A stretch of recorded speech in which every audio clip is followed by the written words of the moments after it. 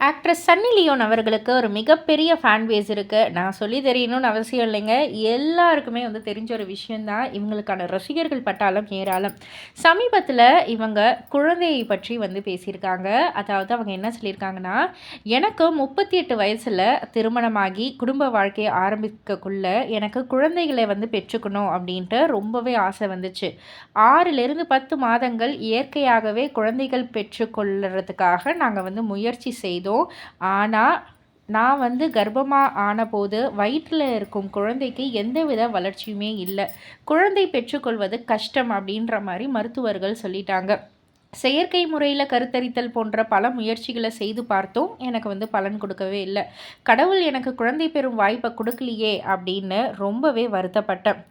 ஆனால் அப்போது தான் நாம் ஏன் குழந்தைகளை தத்தெடுத்து வளர்க்கக்கூடாது அப்படின்ற ஒரு யோசனை வந்தது. நிஷா கவுர் வெபர் எங்களுக்கு மகளாக கிடைத்தார். அதற்கப்புறம் தான் சரகசி முறையில் நோவா, ஆஷர் என இரட்டை குழந்தைகள் எனக்கு கிடைத்தன. கடவுள் எங்களை மிகவும் நேசிக்கிறார் அப்படின்னு அப்போ வந்து உணர்ந்தேன் அப்படின்ற மாதிரி வந்து பேசியிருக்காங்க.